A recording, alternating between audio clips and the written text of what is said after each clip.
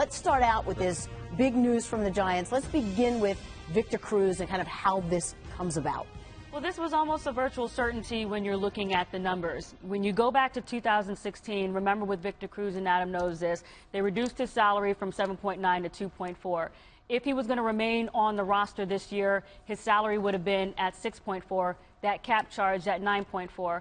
The dead money, if he was off the roster, would be at 1.9. The easiest way to say that is that number, the last number I just mentioned, is way lower than all those other numbers. And that's basically what it comes down to, which is why when you look at this fiscally, economically, this is why it made the most sense. The thing with Victor Cruz is that, and I was just talking to someone in the organization, he really did want to stay.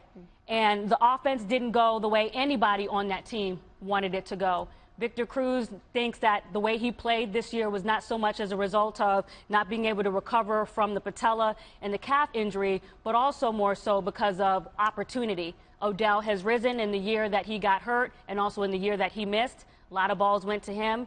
And Victor Cruz thinks that his better position is in the slot when given more opportunities there. A couple things here. With the combined releases of Jennings and Cruz, the Giants will save $10 million, Susie, on the salary cap. So that's important to them because they can now look to extend other contracts and they'll clear some more cash. Now, you talked about Jacina. Victor Cruz is no longer there. They need a receiver with size. Victor's actually, out of the other two receivers, Sterling Shepard and Odell Beckham Jr., he's the biggest of the three. They need to get someone on the outside with some size.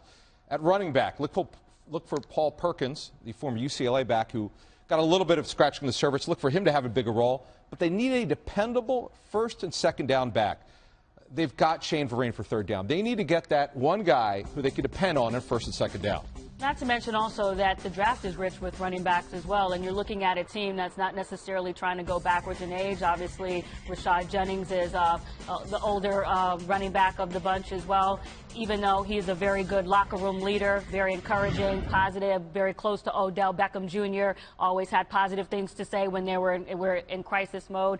The other thing that doesn't help is how the postseason resulted. You would think maybe if they had a different result, maybe you could have had a different explanation there, but the money in the end just made it what it was today. And just quickly before we move on, for both of these players, do you believe there is lots of opportunity out there for both of them? Rashad, Susie, could be a third down back. He's an excellent pass protector. He's a great locker room guy. Victor, I think Jacina hit it big time.